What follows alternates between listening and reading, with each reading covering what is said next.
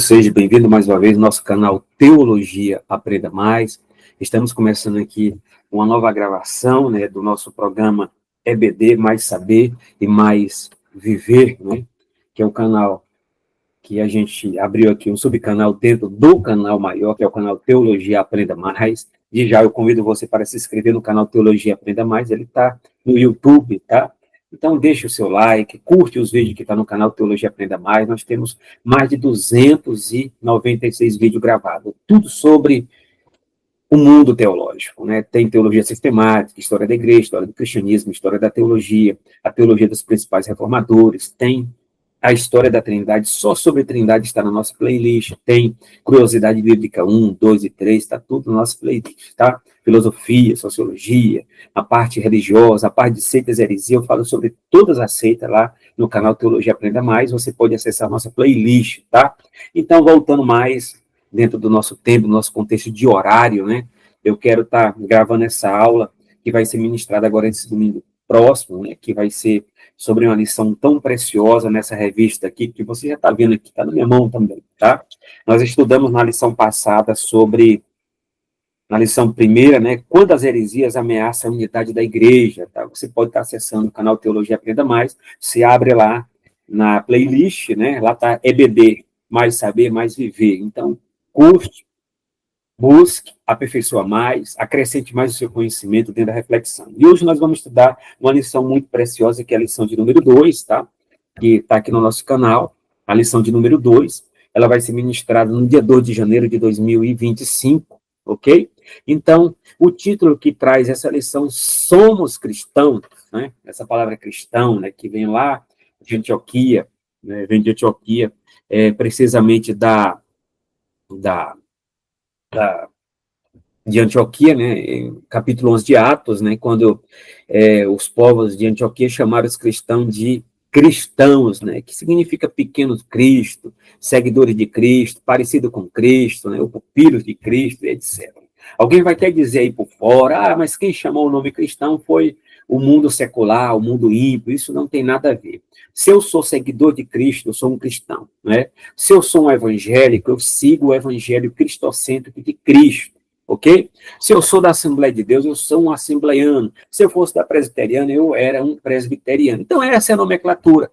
Se nessa época chamaram de cristão, é porque quem é o autor e consumador da nossa salvação é Jesus Cristo, o Filho de Deus, a segunda pessoa da Santíssima Trindade, tá? Eu acho que a gente tem que ser equilibrado dentro do campo das ideias, dentro do campo teológico e pensamento, e também ter uma certa interpretação correta, central da Bíblia Sagrada, que é a nossa única regra de fé e de prática, que é a nossa Constituição, a nossa Carta Magna, ela que vem ser a luz do nosso caminho, né?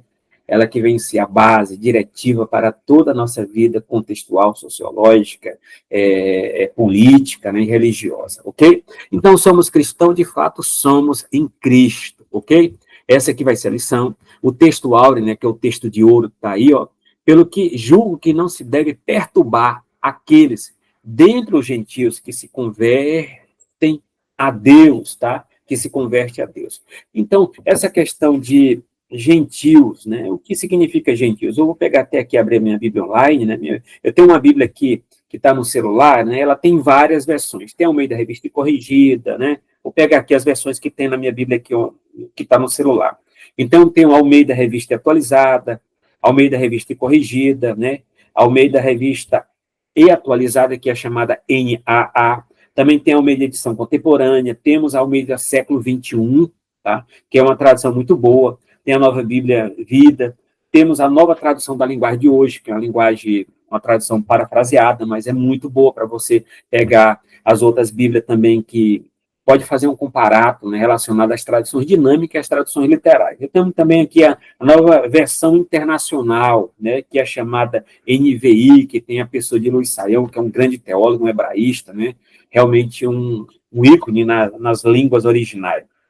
Temos também a nova versão transformadora, né, que é muito boa, e tem citações dela aqui, que é também da Sociedade Bíblica do Brasil, ao qual o pastor Ezequiel Soares é presidente. Sociedade Bíblica do Brasil. Nós temos a chamada King James, né? A King James, que é uma tradução muito boa, tradução excelente, ok? Então, eu quero aqui abrir aqui um texto aqui, quando eu falo de gentios, né, o que significa gentio? O que não é judeu. Gentil, o que não é judeu, tá? Isso que significa gentio. O que não é judeu, o que não é judeu. Então, vamos abrir aqui a nossa Bíblia aqui, rapidão aqui, para a gente pegar dentro do tempo, para não ficar um vídeo muito grande. Você pode estar abrindo a sua Bíblia. Então, é 1 Coríntios, capítulo 10, versículo de número 32. Olha o que Paulo coloca aqui. E não vos tornei causa de tropeço, nem para judeus, olha lá, judeu, etnia, o povo de Abraão, o povo de Israel, judeu, e nem para os gentios é todos aqueles que não são judeus. É igualmente os romanos chamavam aquele povo que não era romano, chamava de bárbaro. O que é o bárbaro? Que não é romano, né? Então, gentio, quem não é judeu, tá? Então, aparece nem para os gentios e nem tampouco para a igreja de Deus. 1 Coríntios, capítulo 10, versículo 32. Olha o que Paulo fala novamente. Não vos torneis causa de tropeço nem para judeus, etnia, povo de Israel, nem para os gentios, de forma geral, toda a humanidade, aqueles que não são judeus, e nem tampouco para a igreja de Deus. Paulo divide o universo, os mais de 8 bilhões de pessoas, entre judeus e gentios, que não são judeus, que vamos dizer que são todo o globo terráqueo, né, no sentido antropológico, social, de pessoas, tal, que tem mais de 8 bilhões, tá? Aí ele coloca, e nem tampouco a igreja. Então, o mundo, né, no sentido social, político, de pessoas, né, existe essa divisão, judeus, etnia, gentios, que são todos aqueles que não são judeus, e a igreja, ok?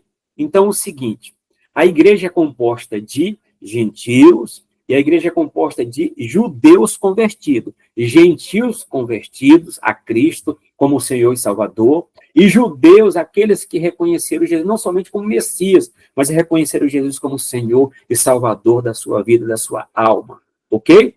Então, a divisão dos 8 bilhões é isso, judeus, etnia, gentios, aqueles que não são judeus, e igreja, tá? Que é composta de judeus e de gentios, mas de judeus convertidos. Alguém vai dizer o seguinte, mas o povo de Israel é um povo eleito? Sim. O povo de Israel está debaixo da promessa abraâmica, né, de uma terra, de uma nova nação, que isso escatologicamente vai se cumprir lá no milênio, tá? Que é o reinado de Cristo na terra, que o povo de Israel espera essa promessa do Hamashia. Mas agora, como a igreja, nesse período eclesiológico, no período agora da igreja, na face da terra, o período da graça, que nós chamamos dentro das dispensações, ok? Então, para as pessoas dentro do evangelho que Paulo escreve, em Romanos capítulo 9, capítulo 10, capítulo 11, né, dessa trilogia, dentro dessa perícope, né, Paulo coloca, né, a questão de Israel no passado, Israel no presente, no capítulo 10, no capítulo 11, Israel no futuro, ok? Então, todos aqueles que querem ser salvos têm que aceitar Jesus como Senhor e Salvador, ou melhor, Jesus tem que ser Senhor e Salvador das suas almas, ok? Então, tem essa parte que eu peguei aqui para deixar. O tempo já correu bastante, mas tudo bem, tá? Pelo que julgo. A palavra julga aí no grego, né? O krinos ou kritai, né? Que é o sentido de julgar, de avaliar. Olha, Paulo está julgando, né? As pessoas pegam isolado Mateus capítulo 7, não julgueis, né? Mas termina o versículo, vai para o versículo 2, versículo 3, ou então pega todo o capítulo 7, o que Paulo está dizendo para os fariseus, não julgueis para não ser julgado. Jesus julgou. Está no capítulo 7, versículo 15. Ele julgou, né? E também é o seguinte, Jesus também falou em João capítulo 7, versículo número 23 e 24. Não julgueis segundo a aparência, mas julgais segundo o reto juízo. Então, você pode fazer uma análise, né? Você pode fazer uma análise no sentido de avaliação, de julgamento, de pesos e medidas, e metro e tal, né? Para você saber. Mas, Paulo, pelo que julgo que não se deve perturbar aqueles dentre os gentios que se converte a Deus, né? O gentio que se converteram a Deus, que faz parte da igreja. Né? E tem os judeus que se converteram a Cristo. Mas eu não estou falando dos ebionitas. Os ebionitas, né, foram um grupo de judeus que apareceu no século II, né? Eles criam em Jesus como Hamashia, como Messias, mas não cria em Jesus como Filho de Deus. Isso aí é um problema, ok? Quem aceita Jesus como Senhor e Salvador, digamos essa expressão que é bem usada, né? Quem aceita Ele como Senhor e Salvador tem que aceitar Ele como Senhor, Deus, segunda pessoa da Santíssima Trindade, não é um Deus menor, um Deus pequeno, não é um Deus todo-poderoso, ok? Então, é isso aí, converte a Deus. Dentro da verdade prática, que é essa síntese de todo o conteúdo da lição, o que coloca aqui, o cristianismo é uma religião de relacionamento pessoal com o Cristo ressuscitado. e não um conjunto de regras e ritos. Isso é muito importante. Essa lição vem no momento certo, na hora certa, para discutir essa questão. Cristianismo não é judaísmo. O cristianismo está em toda a Bíblia, mais precisamente na Nova Aliança, no Novo Testamento. Precisamente dentro das cartas apostólicas, de Romanos até Judas, que são 21, que é a doutrina da igreja, tá? Então, o cristianismo está dentro do Novo Testamento, dentro dos evangelhos sinóticos, Mateus, Marcos e Lucas, dentro do evangelho joanino, né, que traz toda essa visão teológica acerca de Cristo, e dentro também do livro de Atos, que fala toda a parte histórica, e nas 21 cartas, né, que de Romanos até Judas, e precisamente Cristo está como Rei dos Reis e Senhor dos Senhores no Apocalipse, que Cristo é a plenitude da revelação. Deus se revela no Gênesis, mas a revelação é progressiva, ele vai se revelando por medida, em cada capítulo, versículo, de toda a Bíblia, e lá, quando chega até Jesus, ele é a plenitude da revelação, tá? Então, aqui o cristianismo aparece como religião, sim, o cristianismo aparece como religião, nós temos as 10 maiores religiões do mundo, ok? Que a gente pode estar falando, ou você entra no meu canal Teologia Aprenda Mais, abre lá em Seitas Heresia, que eu falo sobre essas 10 religiões e as mais de 10 milhões de seitas, que são ramificações, subgrupo dentro dessas religiões maiores.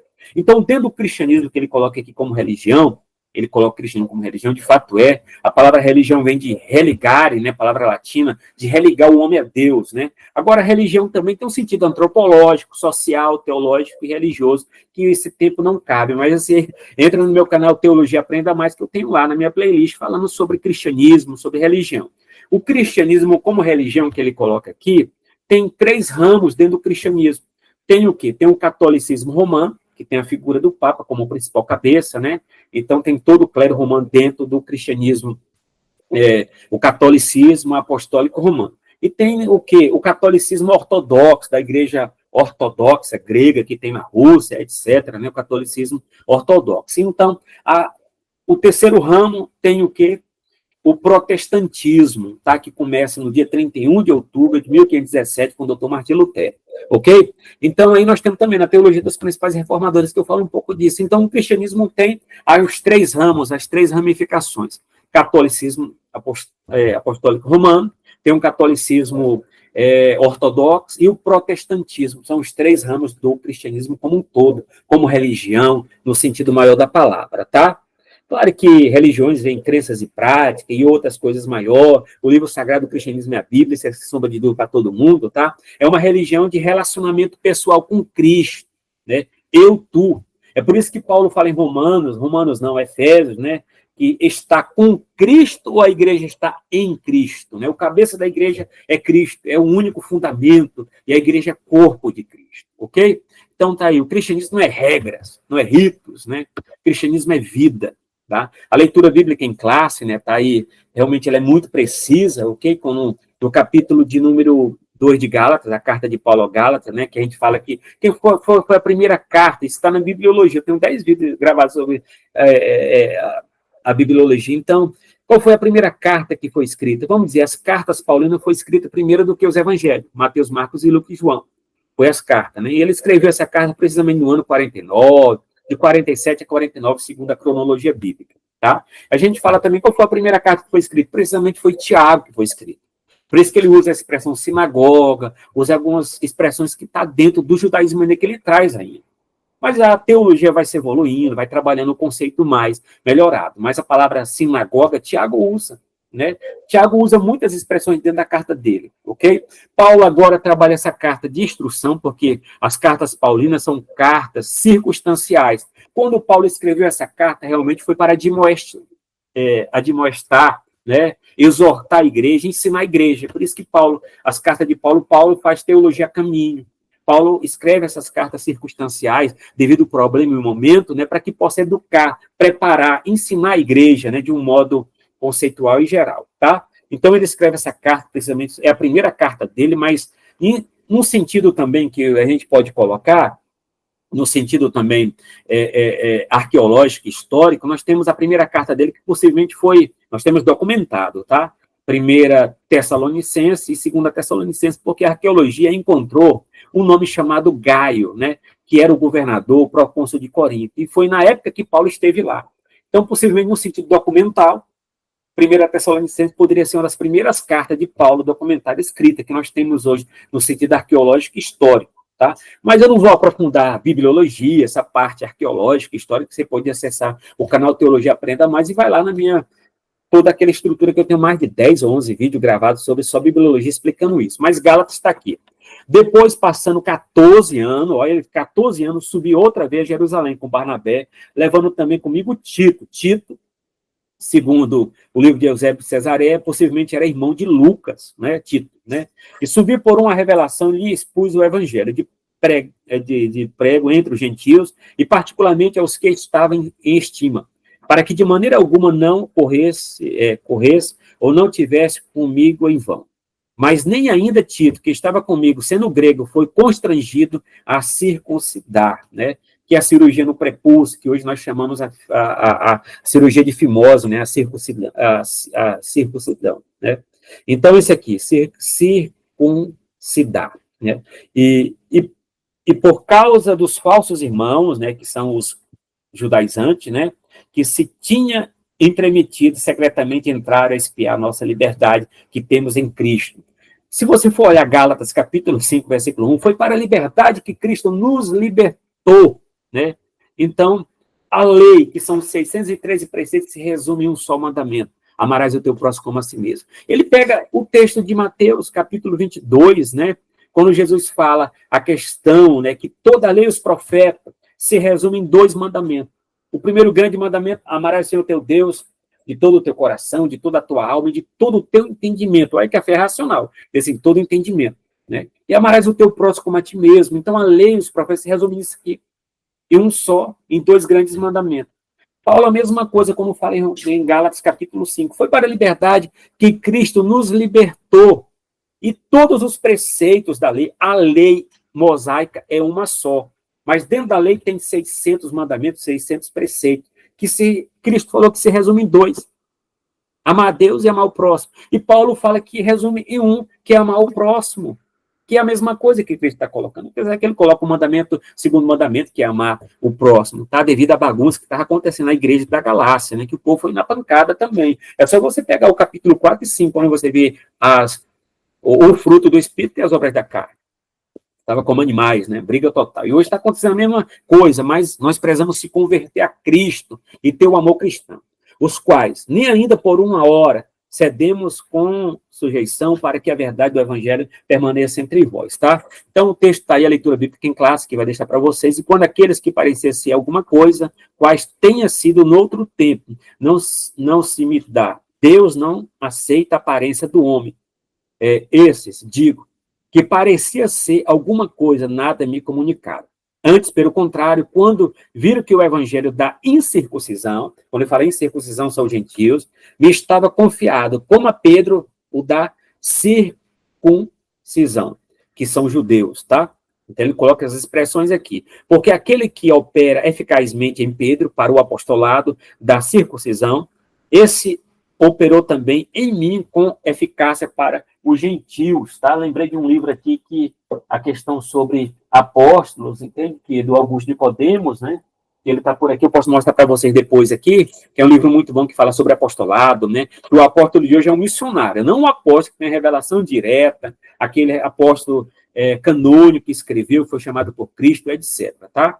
Esses apóstolos são missionários. E aquele que diz que recebe a revelação direta da parte de Deus, aí pode até questionar biblicamente que não é, né? Conhecendo Tiago, Cefas e João, que era considerado como as colunas, a graça que me havia dado. Deram-nos a destra, né, em comunhão comigo e com Barnabé, para que nós fôssemos ao gentio e eles à circuncisão. Tá? Mas quando vi que não andava bem e diretamente conforme a verdade do evangelho, disse a Pedro na presença de todos. Isso foi na igreja de Antioquia, quando Paulo estava lá. Se tu, sendo judeus, viver como o gentio e não como judeus, por que obrigas os gentios a viveres como judeus, né? Foi naquela época que Pedro estava na igreja de Antioquia, tal, alguns tempos lá, né, a visita, e estava comendo com o gentio lá, tomando café, comendo tudo mais. E quando chegou o pessoal da circuncisão, que eram os judeus, né, os judaizantes lá quando chegou, Pedro ficou todo desconcertado, começou a simular, se maquiar, né, dar aquele papel de ator, etc. E Pedro viu aquilo e chamou Pedro na lata, né? Chamou, então, Pedro não é o primeiro Papa, Pedro é repreensível, né? Porque Paulo repreendeu ele para que pudesse educar, porque o cristianismo não podia se tornar realmente, e não faz parte do judaísmo, o cristianismo é cristianismo, né? Puro e santo, né? Que é um livro é um livro muito bom de C.S. Lewis, né? Cristianismo Puro e Santo, né? Então é isso aqui. Agora, preste atenção, Paulo coloca no versículo número 9, né? Conhecendo Tiago, Tiago aqui não é o Tiago, irmão de João, porque o Tiago, irmão de João, foi morto, né, por Herodes no ano 42, 43, até, né, no ano 42, mais ou menos, né? Não é ele. O Tiago menor aqui, que aparece aqui, é o Tiago, meu irmão de Jesus, né? Jesus tinha irmão, tinha Judas, que não é o Iscariote, né? Tinha algumas irmãs também. E Tiago aqui se converteu após a ressurreição de Cristo, ok? Então, nesse contexto que Paulo coloca Tiago, Cefas, né? Cefas é um nome aramaico, o cognome, o apelido, né, de Pedro, em aramaico, que significa pedra. A mesma coisa que Pedro não é o nome, o prenome de Pedro. Pedro é um nome que Jesus colocou, um cognome que, vamos dizer, um apelido que Jesus chamou de Pedro, né? Pedrinha, pedrinha de arremesso, né? Pedrinha de jogar, né? Então, Pedrinha. Né? Então, mas o nome de Cefas, né, e de Pedro é Simão no hebraico, ok? Simão no hebraico. Então, aparece o nome de quem, em primeiro lugar, como colono da igreja? Tiago, Cefas, que é o Pedro, que é o Simão, né?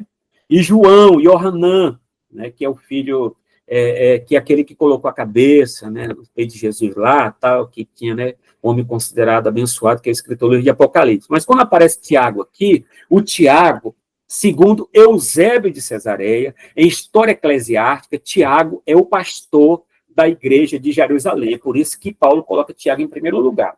Ok? Só uma adenda aqui, vamos para frente, já temos já um tempinho já gravado, 14 minutos. A introdução. Tomando água aqui. Ó, aqui está aqui, ó, a xícara aqui, ó. Escola Bíblica Dominical, Congregação Filadélfia, né? Então, aqui minha esposa, na época, minha esposa Esther era superintendente da escola, né? Então, fez lá um seminário muito rápido lá, muito bom, né? Aí eu estava como professor nesse presente aqui, EBD, Escola Bíblica Dominical, Filadélfia, né? Escrevi algumas coisas bonitas aqui para o professor. Molhar o radiador um pouco. Introdução. Né? A igreja herdou dos judeus muitas ideias e práticas e ética, de fato. Eu já ressaltei para vocês que a carta de Tiago traz ainda o nome sinagoga, traz algumas práticas, alguma coisa, são coisas teológicas e éticas em si, o que é bom. Mas não são regras para a questão do meu conceito de salvação. Porque o conceito de salvação é grande, é Cristo, né? Cristo falou, ninguém vai ao Pai a não ser por mim, eu sou o caminho, a verdade e a vida, conhecereis a verdade vos libertará, né? Se Cristo os libertar verdadeiramente, ser livre, que a pessoa é cristão e é crente em Cristo, essa pessoa é salva, é o presente de Deus, é a experiência transformadora do encontro com Deus, que é salvação, ok? A igreja herdou dos judeus muitas ideias e práticas teológicas e ética, é claro. A jornada histórica da igreja começou em Jerusalém no dia de Pentecostes, né? Vamos dizer, a igreja como projeto de Deus sempre esteve na eternidade com Deus, na mente de Deus, no coração de Deus. Vamos usar essa figura de linguagem, né? Porque Deus é espírito, com personalidade, né? A forma espiritual, mas o projeto de igreja na mente, no coração de Deus, sempre teve na eternidade com ele, tá? A igreja não entrou assim como, vamos dizer, Deus foi pego de surpresa e inventou a igreja rapidinho e colocou porque Israel errou. Não, nada disso. A igreja sempre existiu no projeto de Deus. Deus sabendo na sua onisciência, presciência, que Israel ia falhar como nação missionária. E já estava a igreja para vir nascente, né? A eclesia, os chamados para fora, a congregação, a unidade, né, da igreja, tá? Então a igreja já estava já como projeto de Deus na mente, no coração de Deus, desde toda a eternidade. Mas agora, a inauguração da igreja de Jerusalém se deu no dia de Pentecostes. A Assembleia de Deus é o pentecostalismo clássico, tá? A gente usa essa nomenclatura, mas todas as igrejas vieram do dia de Pentecostes, tá? Então, elas são pentecostais. Quando nós falamos pentecostalismo clássico, nós falamos de pentecostalismo quando veio da Rua Azusa, né? Do ano de 1906, com Seymour, né? Charlie Fox Parra, né? Então, a Azusa Street, né? Que em Los Angeles começou aquele grande avivamento pentecostal novamente, de Atos 2, de 1906, vai até o ano de 1909, ok? Mas a igreja, aí a gente usa essa nomenclatura pentecostalismo clássico, por causa de quê? Da atualização dos dons espirituais. Então, a Assembleia de Deus, pentecostalismo clássico, ela tem os dois como atualidade, ela é o quê? Atualista. Atualista porque tem os dons espirituais na atualidade, crê na atualidade dos dons. E continuista é porque ela crê na continuidade dos dons espirituais. Então, o pentecostalismo clássico vem da Rua Azusa, né? Que nós trazemos esse movimento, depois que vem do movimento da santidade de John Wesley, né? Aí nasce o movimento pentecostal na Rua Azusa, tá? Então, é isso aí. Não nós falamos pentecostalismo clássico, mas todas as igrejas, presbiteriana, batista, católica, vieram da onde? Do dia de Pentecostes de Atos 2, que é o dia da inauguração da igreja, que se converteu quase 3.000 almas. Gálatas 2 é um relato dos debates que mostra o limite entre judaísmo e cristianismo. Nós sabemos que a reforma protestante começou no dia 31 de outubro de 1917, que Martim Lutero escreveu as 95 teses, para protestar contra a igreja romana, né? Então, assim, Lutero também trabalhou uma carta aos romanos, muito bem trabalhada, a carta também aos Gálatas também trabalhou, mas Lutero também tem um comentário também que Lutero fala da carta aos Gálatas, que também é um dos gritos da reforma protestante, tá? Então, judaísmo, nós falamos assim que tem mais de 10 religiões, o judaísmo é uma religião hoje, eu vou pegar aqui no meu livro aqui, que eu tenho aqui sobre missões, tá? Você pode estar olhando aqui, ó, livro sobre missões que está no meu livro aqui, está disponível na Amazon, né? Então, a gente coloca aqui que o judaísmo hoje, se a gente for pegar de uma perspectiva missionária, dentro de uma estatística, né? O judaísmo é uma religião, né? É uma religião que nós colocamos também, que precisa ser evangelizada, precisa ser falada de Jesus, né? Precisa levar a mensagem, ok? Então, nós temos aqui o judaísmo, uma das religiões monoteístas mais antigas, com raízes profundas na história bíblica do Antigo Testamento. Eles não têm um Novo Testamento. Eles não têm Jesus como Messias. Eles não crêem na Trindade e nem no sacrifício de Cristo, porque eles estão no Antigo Testamento, na antiga aliança, né? Palaia de Ateque, antiga aliança no grego, né? Então, eles estão na antiga aliança. Eles não têm Jesus, então não tem o Novo Testamento, que é a nova aliança. Então, é uma religião junto. Eu falei estatisticamente no sentido de mundo. Tem o quê? Tem o judaísmo, tem o islamismo, tem o hinduísmo, tem o budismo, tem o confucionismo, taoísmo, shintoísmo, tem o quê? O jainismo, tem o shiismo, né? E o zoroastrismo, tá? Então, tem um aqui, ó. Eu coloquei aqui na minha lista aqui do livro sobre missões e evangelismo, né? A questão aqui do judaísmo. O judaísmo, deixa eu pegar aqui, judaísmo. Né? O judaísmo tem em torno de mais de 15.700 milhões de seguidores, né? Então, tem toda uma base aqui do judaísmo que está aqui no meu livro aqui sobre questões de missões, tá? Então, aqui, o judaísmo é uma religião, dentro das demais grandes religiões que tem no mundo, junto com o cristianismo, tá? Que cada um tem um livro sagrado. O livro sagrado do cristianismo é a Bíblia Sagrada, né? Então, tem o Antigo e o Novo Testamento. O Antigo Testamento é sombra, né? A realidade, a interpretação do Antigo Testamento é um Novo Testamento. Nós lemos o Antigo Testamento, né? A sombra, na ótica do Novo Testamento. Os judeus leem o Antigo Testamento à sombra do Talmud, que é o livro de interpretações e etc. Tá? Ninguém não é judeu, nós estamos cristãos. O cristianismo é composto de quê? De judeus convertidos a Cristo e gentios convertidos a Cristo, ok? Então, é nesse sentido, tá?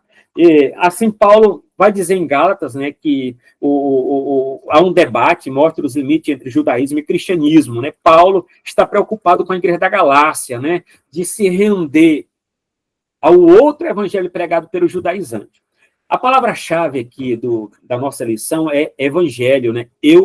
Evangelion, né? A palavra evangelho, né? Que significa boas novas, boas notícias. Olha lá, aqui no mundo romano, a palavra evangelho era o anúncio do nascimento do imperador, era um anúncio da chegada do exército romano de uma vitória bélica, tá?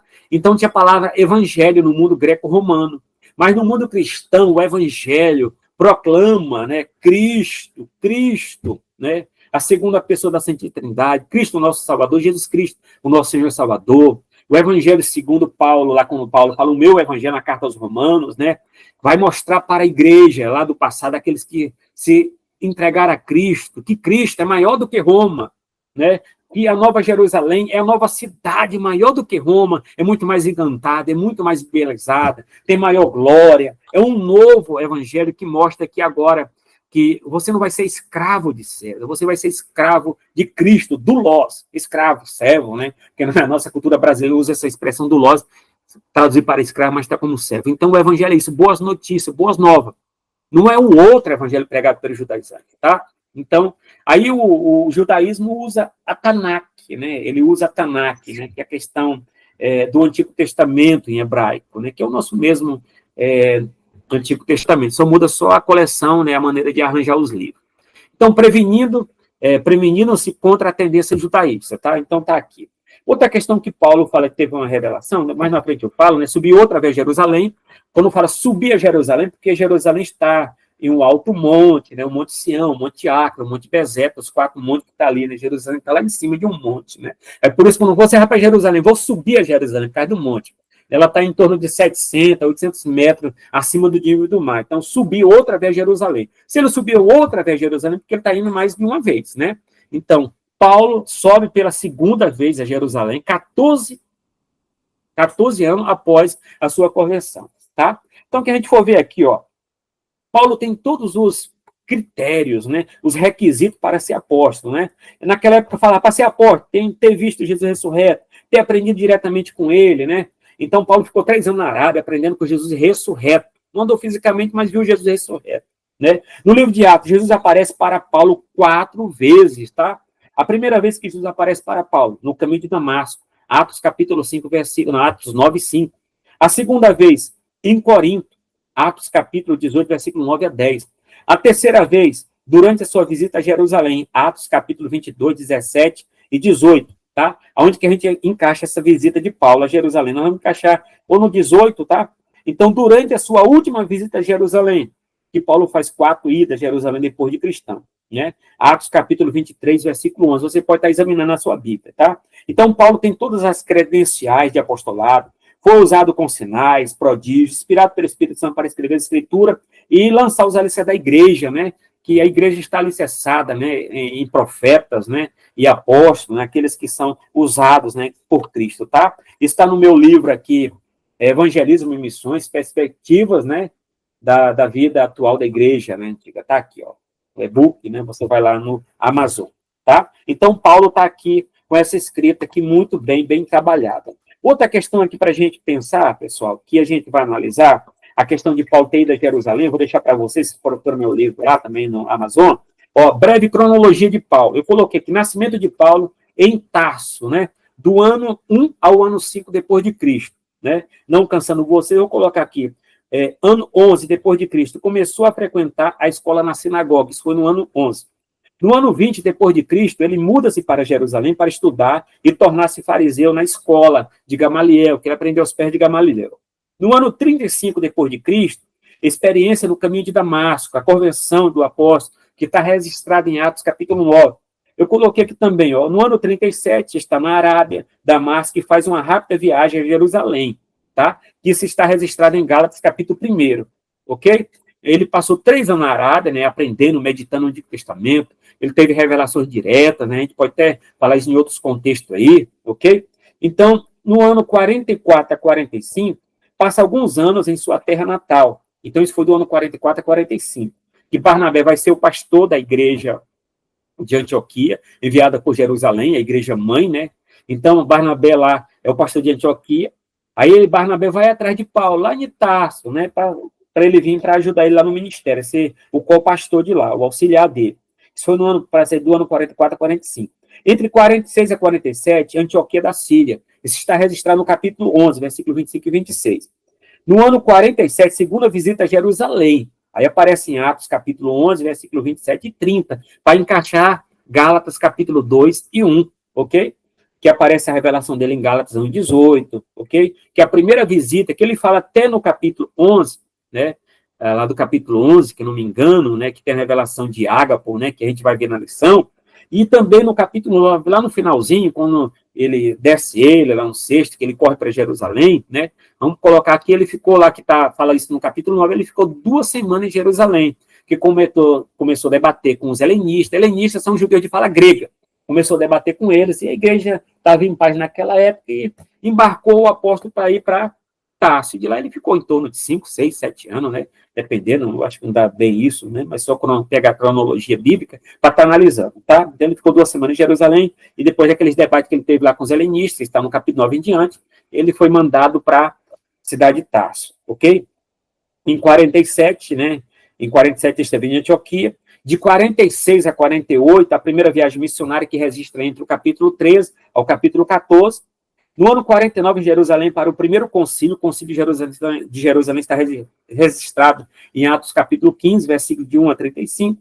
Do ano 49 ao ano 40, o ano 52, segunda viagem missionária, em Atos capítulo 15 e 36, e Atos capítulo 18 e 28, ok? Do ano 53 ao ano 58, a terceira viagem missionária, de Atos 18 e 23, Atos 28 e 31. Pega aí, você vai assistir, vai anotando depois, fazendo o análise bíblico, né, teológico.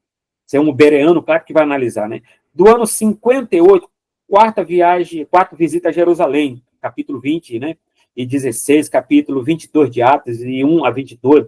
No ano 58 a 59, prisão em Cesareia, Atos, capítulo 23 a 26. No ano 60 a 62, prisão em Roma, a prisão domiciliar, está registrada em Atos 27 e Atos 28. No ano 63 a 66, ele teve uma liberdade, tá? E viagem diversa, segundo a tradição, isso é segundo a tradição, livros extra-bíblicos, que são os pais da igreja. Que são os pais da igreja? São os doutores, os pastores, os teólogos, né, da igreja antiga, né, que é a igreja pós-apostólica, do século II, vai até o ano do século VI, né. No ano 67, morte em Roma, né, segundo a tradição nos informa que o apóstolo Paulo foi preso e decapitado pelo imperador Nero no ano 67, na via Ostia, né, a Via Horta, e tem assim, a primeira prisão domiciliar, a segunda prisão é a prisão marmitina, a prisão lá subterrânea, tá? Então, nós temos aqui esse cronograma aqui das visitas de Paulo, as revelações que ele teve, você pode estar olhando, né? Eu também, na minha playlist, no canal Teologia Aprenda Mais, eu tenho história, vida e obra do apóstolo São Paulo, você pode estar analisando, era casado, não era, você olha lá no meu canal, né? Então, aparece aqui, sobe a Jerusalém pela segunda vez, 14 anos, foi depois da sua conversão, visita, né, por meio de uma revelação direta, né, da parte de Deus que ele tinha, né, mas essa revelação precisamente foi na época que o profeta Ágabo, né, previu uma grande fome, né, segundo Eusébio de Cesareia, essa fome se deu, parece que precisamente foi no ano 44, 45, né, na época que Cláudio era o imperador, Cláudio, né, imperador romano, que ele expulsa os judeus de Roma, tá no livro de Eusébio de Cesareia. Então, teve essa revelação que Paulo vai até Jerusalém, porque Jerusalém, que é a cidade santa, né, desde a época de Abraão, ela passava por necessidades política, econômica, teve fome, né, então teve uma precisão, necessidade que Jerusalém teve uma grande fome, lá na época lá que atingiu Jerusalém, segundo essa profecia, né, de Ágabo, e Paulo, né, que está em Atos capítulo 11, pega todos os donativos junto com o pastor Barnabé e leva esses donativos para onde? Para Jerusalém, para ajudar a igreja-mãe que estava passando por necessidade, tá? Então, não foi uma visita para o concílio de Jerusalém, que vai se dar só no capítulo 15. Ele foi para levar esses donativos por causa dessa grande fome que aconteceu no sentido mundial da palavra, né? E Jerusalém estava precisando, né, de alimento, né, de donativos, etc. E a igreja de Antioquia estava melhor do que Jerusalém, e o pastor Barnabé, junto com o auxiliar que era Paulo, levou para Jerusalém esses donativos. Quando eu falo que Paulo era auxiliar de Barnabé, porque Barnabé era o pastor lá de Jerusalém, de Antioquia, enviado por Jerusalém. E a necessidade, ele foi buscar Paulo lá em Tarso, e Paulo foi cooperar, né, com Barnabé em Antioquia, tá? Em Antioquia. Aí depois você pode ver até a primeira viagem missionária, Barnabé vem em primeiro lugar, segundo Atos, escrito por Lucas. Vem em primeiro lugar, por quê? Porque Paulo está subalterno a Barnabé. Na segunda viagem missionária, aí você vê que os dois se apartaram, né, por causa de algumas ideias lá, por causa de João Marcos, que havia deixado Paulo, etc. Então, não vou comentar muito isso. Então, Paulo faz a sua segunda equipe na sua segunda viagem missionária. E Paulo está na frente do trabalho agora. Mas a base de Paulo, no sentido missionário, é a igreja de Antioquia, tá? A igreja de Antioquia, ok? Então, por revelação, por essa profecia, ele visita Jerusalém. A visita foi por revelação e não por convocação dos apóstolos, tá? Paulo é apóstolo e tem todas as credenciais de apostolado. Ele não é subalterno aos demais, né? Ainda que andaram, né, os demais, os 12, né? A gente usa essa nomenclatura geral, né? São os apóstolos de Cristo, porque foram escolhidos por Cristo, andaram naquele momento. É por isso que fala apóstolo de Cristo lá no livro de Apocalipse. Paulo não é um apóstolo de Cristo?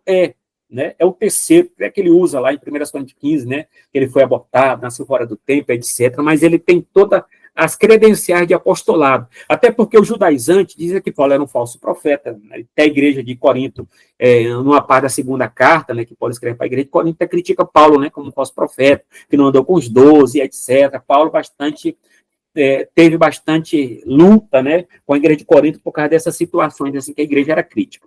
Tá? Mas Paulo é apóstolo de Cristo.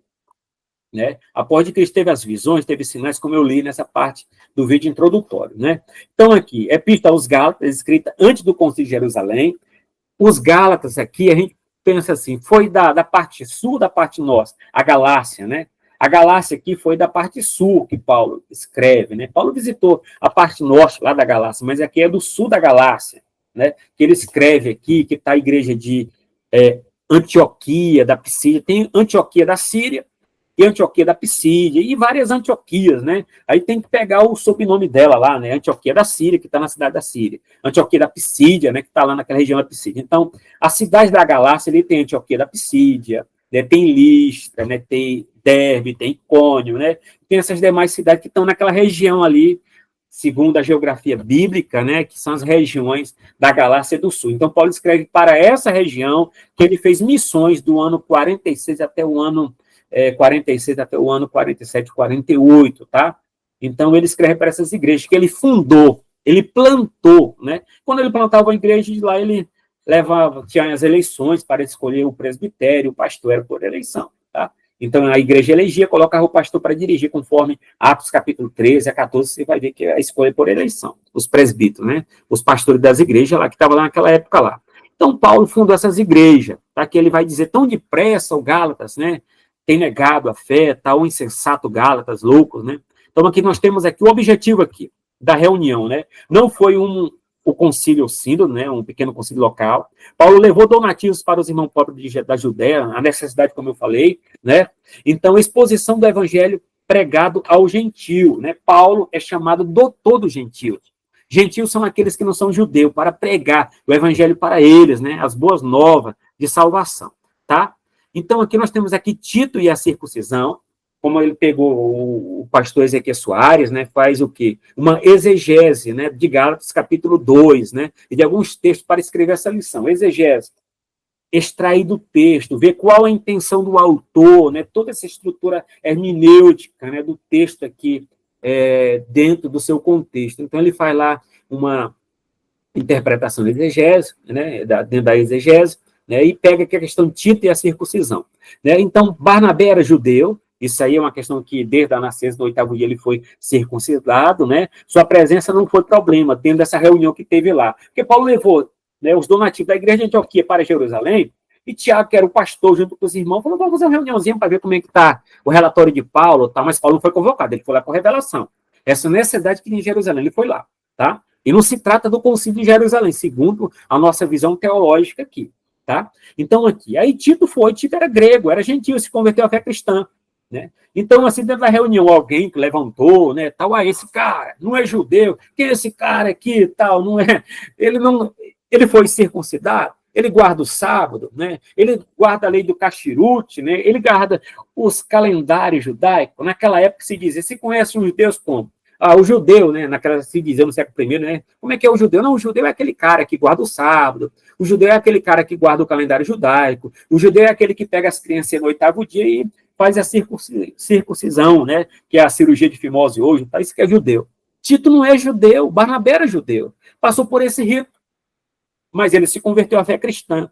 Agora, se ele vivia a vida cultural judaica, é uma coisa para se pensar, mas Tito não precisava ser judeu.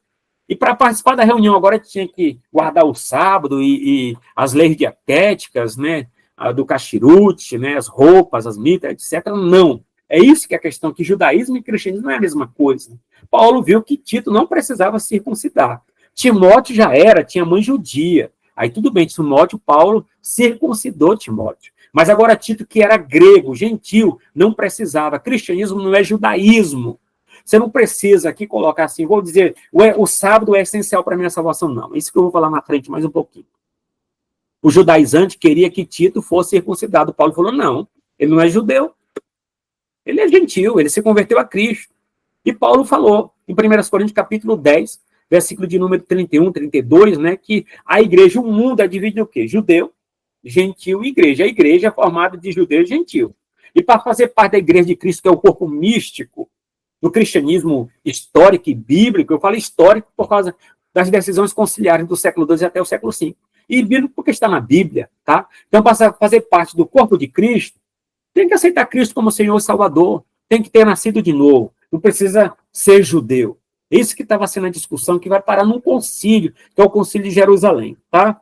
Paulo não cedeu, mantendo a verdade do evangelho. Tito não vai circuncidar. Tito não vai precisar guardar vamos dizer, as obras, né, da lei cerimonial. Então é isso que é o debate. Nós somos cristãos, nós não somos judeus, tá?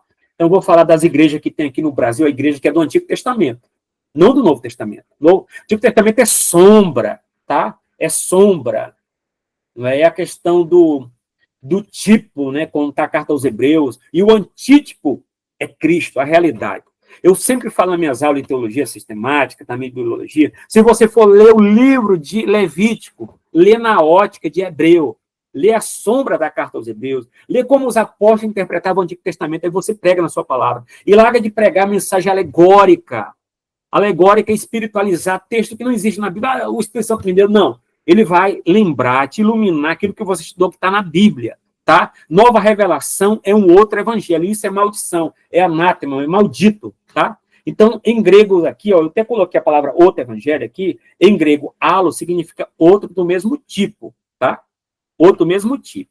Quando fala assim que outro consolador é halos, aplicado ao Espírito Santo. Outro do mesmo tipo de quem? De Deus Pai, de Deus Filho, agora de Deus Espírito Santo, o outro consolador, que vem a palavra paracleto, né, advogado, aquele que vem socorrer. Aí nós temos outra palavra aqui também, né, halos, que é do mesmo tipo, agora temos o outro evangelho, que a palavra significa héteros, significa outro de um tipo diferente, tá? O evangelho que esse judaizante tinha apresentado aos Gálatas era um evangelho heteros, né? Que significa o quê? Um outro tipo, né? Um evangelho essencialmente diferente do evangelho de Paulo, o evangelho que Jesus ensinou. É isso que é o outro evangelho. Aí o Paulo diz que esse evangelho não há outro, né? Por quê? Porque o evangelho é boa nova. Qualquer mensagem que nos diga se esforce mais, mesmo se receber um livro de regras, não é absolutamente boa nova. Para ir para o céu é Jesus, Senhor e Salvador, não precisa de regras. Agora, claro, que eu falar, perseverar na fé. Mas eu não preciso ir descalço para tal festa, para tal coisa, levar coisa pesada nas costas, não sabe de cimento, me banhar com água não sei o quê, tal, e etc. Não, salvação, o evangelho é boas novas, é Cristo. Então, aqui, não importa o quanto você e eu possamos tentar, jamais seremos bons o bastante para escaparmos das cadeias do presente século mal. Então, o evangelho, pessoal, somente a graça de Deus entrando na história, na pessoa de Jesus Cristo e fazendo por nós o que jamais poderíamos fazer sozinho. E verdadeiramente o Evangelho Boas Novas, tá? É uma citação desse livro comentário devocional da Bíblia aqui. Ok? Então eu estou colocando essa parte aqui porque salvação é a experiência transformadora do homem com Deus. Salvação é presente, é graça, é boas novas. É algo diferente que aconteceu na sua vida, né? A justificação é um ato judicial, a regeneração é um novo nascimento, a santificação posicional, que são os 3 aspectos da salvação, que é um pacote só, né? Você foi salvo em Cristo. Não estou falando de calvinismo, não. Estou falando biblicamente que você foi salvo em Cristo. Se você foi salvo em Cristo, a tua salvação está lá, mas você tem que ser crente, né? Um novo sentido, novo nascimento, tá? É isso que Paulo quer dizer, que Jesus nos colocou, que não é regra, não é rito, né? Então, essa é a questão que eu concordo com o comentarista da lição, ok? Então, salvação não é meritória, não é pelos nossos méritos, salvação não é meritória, não é pelos nossos méritos, salvação é através dos méritos de Jesus, tá? 2, a tendência judaizante no início da igreja, o espanto do apóstolo Paulo. Por que o espanto? Paulo funda a igreja no ano 46, na sua primeira viagem missionária. Ele fundou lá na igreja de Antioquia, uma igreja, na igreja de Listra, de Derbe, de Icônio, que são as igrejas da região da Galácia do Sul. Aí Paulo recebe uma notícia que o povo já estava desviado porque passou os falsos irmãos, que é o chamado judaizante, pregando um outro evangelho. É por isso que Paulo fala, em Gálatas capítulo 1, versículo 8, ainda que apareça um outro evangelho, que seja anátema. Se um anjo aparecer para você pregando outro evangelho, fala para ele, ô anjo, anátema, maldito em Cristo. Né? Porque Paulo fala isso em outro evangelho. Se você for abrir a sua Bíblia, em 2 Coríntios, capítulo de número 4, não, 2 Coríntios, capítulo 11, versículo 4, Paulo fala de um outro Jesus heterósexo, um outro Jesus que não é o mesmo Jesus que Paulo e Pedro pregavam. Também fala de um outro evangelho maldito.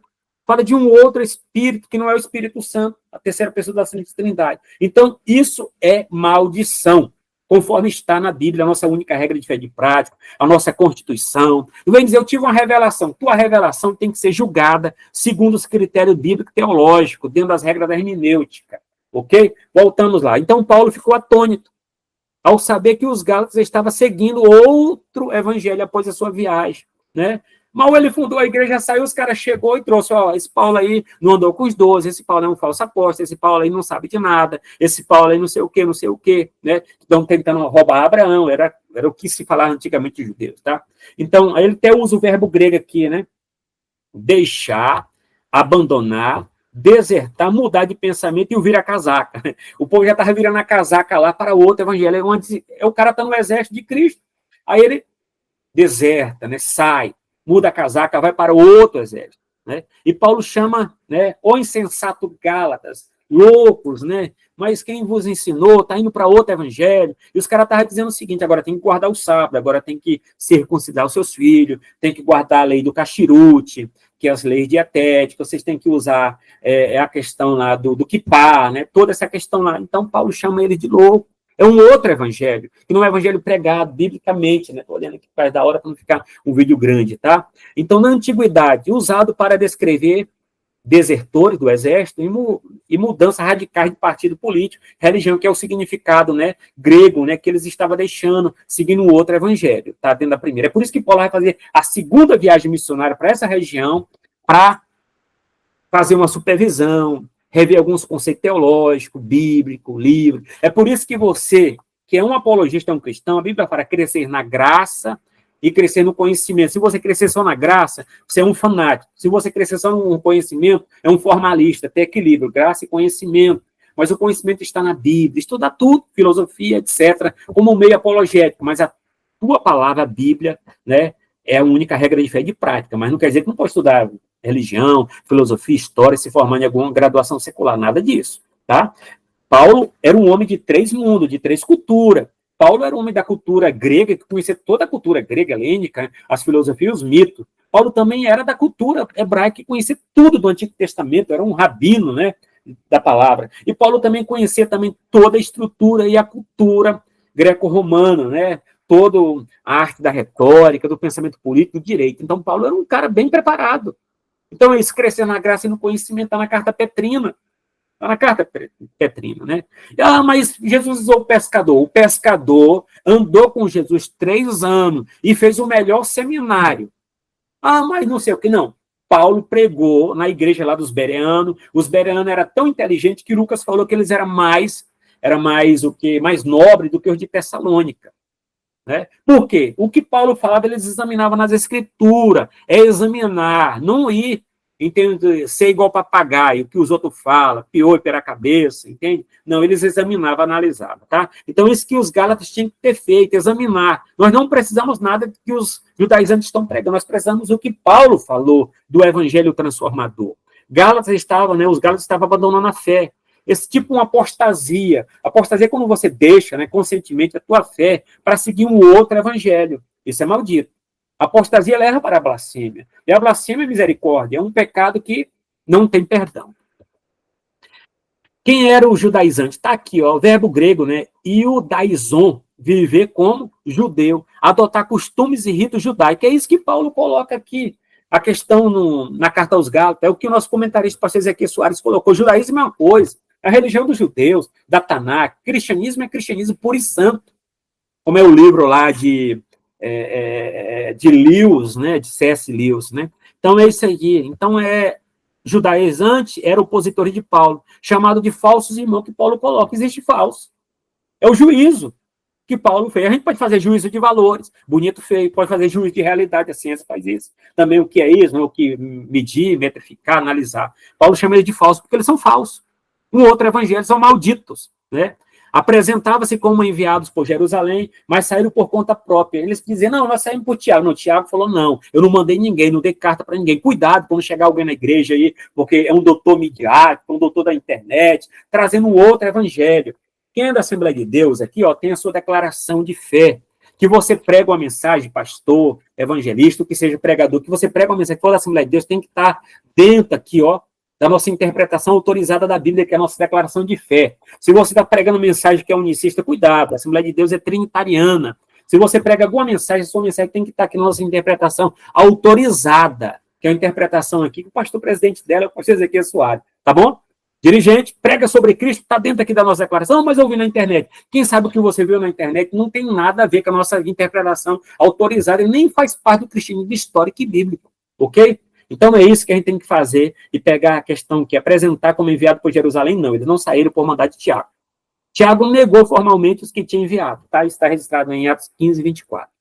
Os judaizantes ensinaram que os gentios deveriam observar a lei de Moisés para a salvação. Isso está em Atos capítulo 15, versículo 1, tá? Então, para você, além de você ter Jesus como Senhor e Salvador, né? Então tem mais uma coisa ainda, né? Um adicional. É por isso que a gente conhece seita, pela subtração que elas fazem, conforme o ICP, subtrair, né, as coisas da Bíblia, Jesus, e também as adições, né? O judaísmo aqui, o judaizante, né, os iudaizão, né, o judaizante aqui, que prega outro evangelho, fala o seguinte, ó, ainda existe uma condição. Para você ir para o céu, além de Jesus, tem uma condição, guardar o sábado. Para você ir para o céu, além de você aceitar Jesus como Senhor e Salvador, você tem que circuncidar os seus filhos. Para você ir para o céu, ainda tem um condicionante ainda, é essencial você guardar o calendário judaico. Para você ir para o céu, você tem que passar pelo batismo proselitista, né? E ler um trecho da lei. Isso que era o judaísmo fazia, né? Com seus prosélitos, né? Para você ir para o céu, você tem que guardar a lei do cachirute, a lei dietética. Não. Foi para a liberdade que Cristo nos libertou. E não vão voltar para debaixo da maldição. É isso que Paulo resiste em Gálatas, capítulo 1. E outra questão também, pessoal, que eu quero ressaltar, o que Paulo coloca em Gálatas, né? Que ele faz uma crítica, só pegar os 6 capítulos que está na carta aos Gálatas, né? O judaizante chegava lá e Paulo escreveu, olha, para ir para o céu tem que fazer a circuncisão.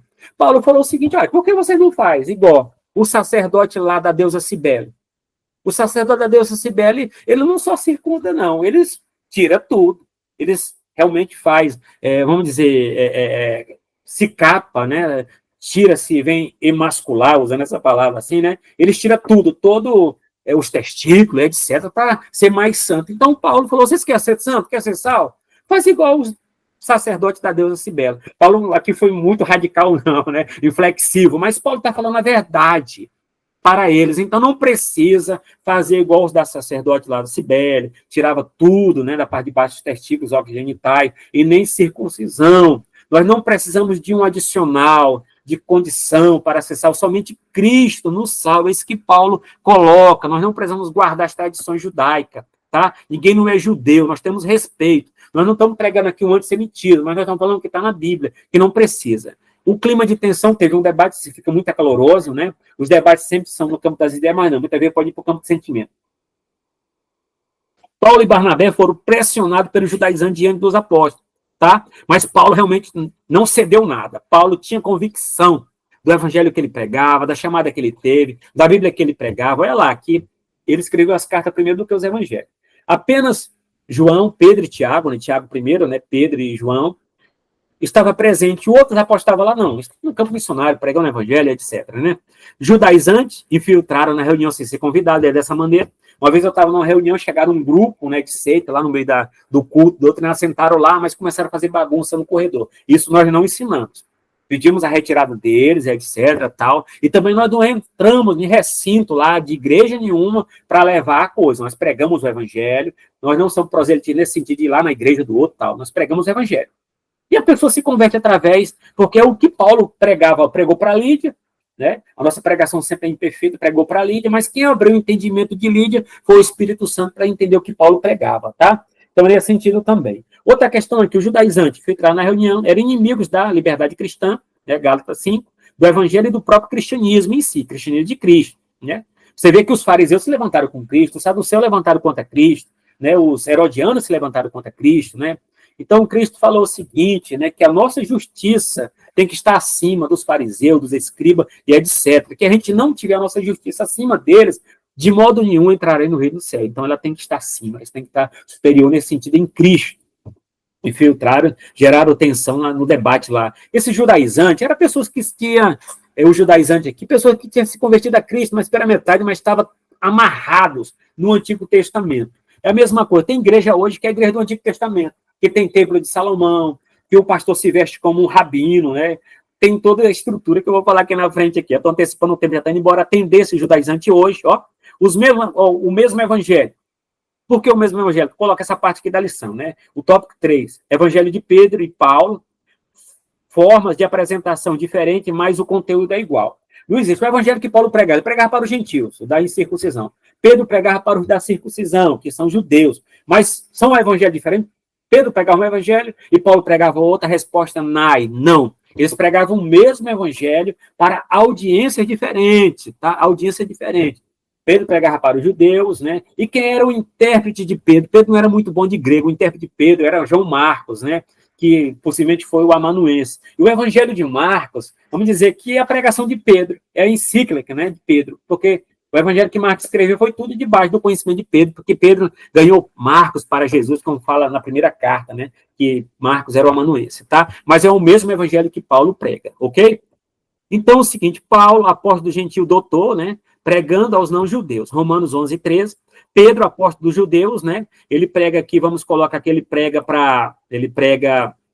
a mensagem idêntica de Paulo para os judeus. Outra questão, o perigo da doutrina judaizante. Quais são? 2 problemas sérios.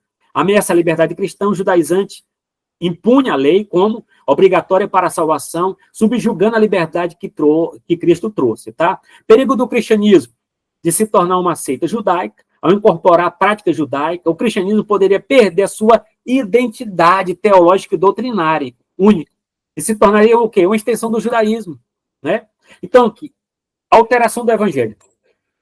Alteração do evangelho, vamos colocar aqui, ó, cristão judaizante, coloca a lei como complemento da obra de Jesus, isso é errado, colocar mais do que uma adição, tá? Alterando a essência do evangelho, Cristo somente leva para o céu. Eu sou o caminho, a verdade e a vida. Precisa guardar o sábado? Não. Eu sou o caminho, a verdade e a vida. Não precisa guardar as leis judaicas. Eu sou o caminho, a verdade e a vida. Não precisa, entende, guardar as leis dietéticas, todo esse mundo judaico do Antigo Testamento. Ninguém não é judeu, né? Então, eu sou o caminho, a verdade e a vida. Ninguém vai ao Pai a não ser por mim. Somente Cristo pode salvar o homem sem nada das obras da lei. É o que Paulo falou em Romanos capítulo 5, tá? Paulo os amaldiçoou, considerando esse outro evangelho, uma grave distorção da mensagem, Gálatas 1, 8 e 9, que já falei. Vida pelo Espírito Santo, contra a tendência judaizante, é fundamental viver na dependência do Espírito, lutando contra os vícios da carne e buscando as virtudes do fruto do Espírito. O fruto do Espírito, amor, gozo, paz, né, longanimidade, benignidade, bondade, fidelidade, mansidão e domínio próprio, tá? Contra as obras da carne, que é no plural, o fruto é um só. Talvez o cara fale, eu tenho um dons espirituais, mas tem que ter os dons espirituais? Tem, é necessário. Mas precisa dons espirituais e o fruto do Espírito tem que caminhar junto, ok? Terminando aqui essa questão aqui, analisando práticas judaizantes atuais, ok? Guarda do sábado. Alguns grupos inserem a observância do sábado como dia sagrado, similar aos judeus. Não, nós não somos obrigados a guardar o sábado. Observância do kashrut, né? Segue as leis dietéticas do judaísmo, que influencia restrições alimentares específicas, né? Então, nós não precisamos fazer nada disso aqui, ó, como judeus, né? A questão de derramar o óleo santo. Tem pessoas que falam assim, ó, eu fui para Israel, trouxe o óleo de Israel, agora o pastor começa a derramar óleo. O óleo é somente para estimular a fé da pessoa, mas quem salva, quem batiza no Espírito Santo, quem cura, quem transforma mais o pecador, não é o óleo, é Jesus, né? Então, a oração da fé, sim, nós devemos orar com fé, mas é Jesus que faz as obras corretas e certas, porque é só Jesus, não precisa chofar para começar. A unção vai ser derramada através de chofar, toca lá o chifre de carneiro, né? Então tem que usar toda essa indumentária, né, judaica. Não precisa nada disso, irmão, né? Então, liturgia da sinagoga, adota a prática e cerimônia da sinagoga em suas liturgias cristãs, né? O uso do chofar, a talita, né, e o kippá, incorpora elementos físicos da tradição judaica, como o chofar né, que é o chifre de carneiro, né, a talita, manto de oração, e o kippá, né, é o solideu, que é o chapeuzinho, a boné deles lá. Então, nós não precisamos nada disso. Judeus messiânicos, né? Os judeus messiânicos em Israel, que são pessoas convertidas a Cristo, eles estão guardando lá, mas com o sentido cultural deles, cultural. E não a questão como mais o que uma adição, né? E mais uma coisa para se guardar fora a fé em Cristo, né? Para ser salvo. Não, isso é cultura, como o pastor Ezequiel Soares colocou. Preservação da identidade cultural, judeus messiânicos. Israel segue as tradições judaicas para manter sua herança cultural.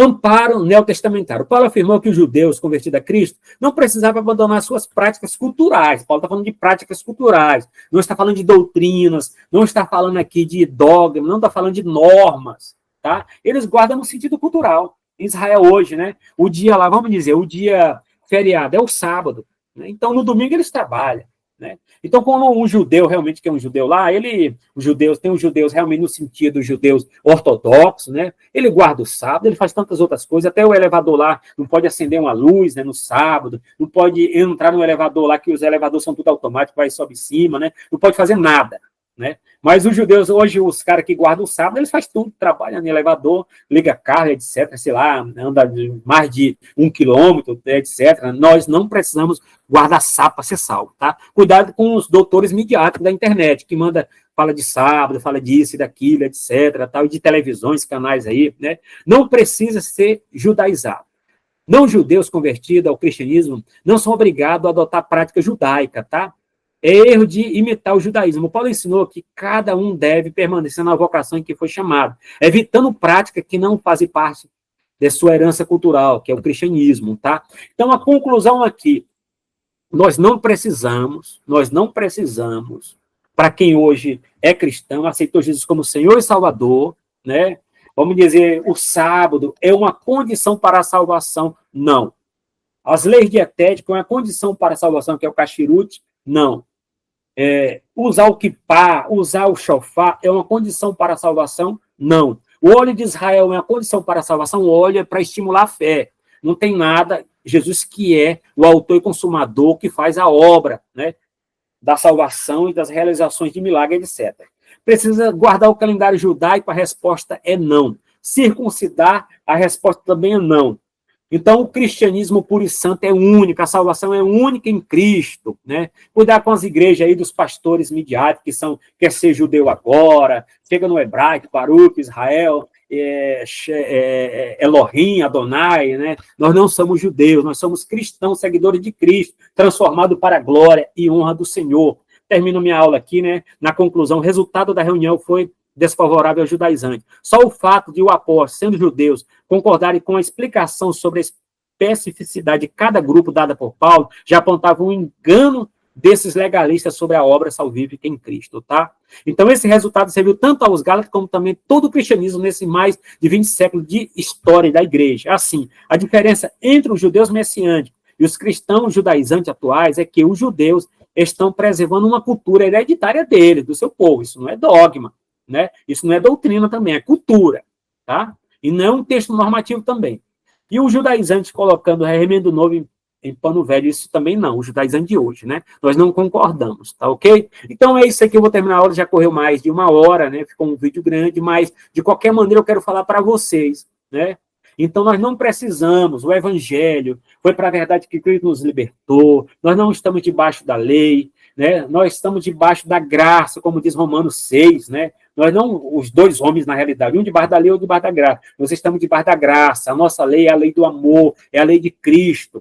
Como Paulo e Martim Lutero colocou assim, Martim Lutero, né? A lei nos leva até Cristo para a salvação. A lei é uma só, com 613 preceitos, tá? Não tem essa questão na lei dizendo assim, a lei moral, a lei cerimonial, a lei civil. Essa questão dessas divisões aí só apareceu no século XII e XIII, né, com um grande pensador judeu, que está no meu canal Teologia, que eu explico muito bom, acerca do sábado, acerca da lei da graça, e etc. Ok? Então, vou terminar minha aula aqui colocando aqui Trindade uma verdade negociável, está na Amazon, você pode estar acessando lá, tá? Ele está no valor bem baixo, tá? Que você vai precisar sobre Trindade para dar a aula sobre Trinidade. Aqui eu tenho outro livro aqui que eu citei bastante sobre a questão de Paulo, Evangelho e Missões, né? Perspectiva, né? Atuais e lições da história da igreja. Eu gosto muito de história da igreja, porque não tem como ser teólogo sem conhecer a história do cristianismo, ok? Então, termino aqui essa aula de hoje, né, voltando para o pensamento bíblico teológico da parte de Paulo, e também da carta aos Gálatas, aos Romanos, né, que a carta aos Romanos é uma carta que ela é soteriológica. A carta aos Gálatas também vem dar uma explicação muito boa, a carta aos Gálatas, né, sobre a questão do cristianismo histórico e bíblico, né, e o Paulo lutando contra o judaizante, né, a questão de todo esse calendário judaico não tem nada a ver conosco, ok? Então, a nossa EBD, Mais Saber, Mais Viver, está no canal Teologia Aprenda Mais. Defenda a sua fé, você é um apologista, crescer na graça e no conhecimento, né? É necessário você realmente ter, né, uma vida cristã elevada, ter uma biblioteca, né, uma biblioteca muito bem formada, né, a biblioteca para você ter, né, e dentro da biblioteca, eu até falo aqui no finalzinho aqui, ó, do meu livro, né, para terminar aqui, falei já ia terminar, uma biblioteca, né, muito importante, né, que todos têm que ter, a biblioteca do missionário, do evangelista, até coloquei aqui, ó, a biblioteca física e digital. Você pode ter uma biblioteca física e digital, essencial para o pastor, para o crente, ó. Diversidade de traduções bíblicas, isso é bom, você pode pegar a Bíblia, aplicativo, diversidade, ter acesso a várias traduções da Bíblia, disponível em formato impresso, digital, ter uma boa hermenêutica, uma boa exegese, isso é importante, ferramentas de concordância bíblica, verbais e temática, tá? Dicionários bíblicos mais gerais, ok? Comentários bíblicos melhores dentro da CPAD, dentro da Vida Nova, né, da editora Cultura Cristã, né, da cultura, eu não estou ganhando nada disso, mas estou falando de bons livros, né, que temos aí do nosso ramo, e você não é judeu, você é cristão, para a glória de Deus Pai, e todos somos cristãos, e a nossa identidade é Cristo e nada mais. Somente Cristo nos leva à salvação, tá? E como diz, é o seguinte, é aquela questão, a lei nos leva até Cristo para a salvação. E Cristo nos leva até a lei moral de Deus para a nossa santificação. Mas Cristo é a salvação. Ok? Tudo o Antigo Testamento é sombra. Cristo é a realidade no Novo. Amém? Graça e paz. Curte aí meu vídeo aí no canal Teologia Aprenda Mais. Entre nas nossas playlists. Lá tem muitos vídeos que vai edificar e abençoar você, sua família e seus amigos. Até mais. Que Deus em Cristo abençoe a todos. A paz do Senhor.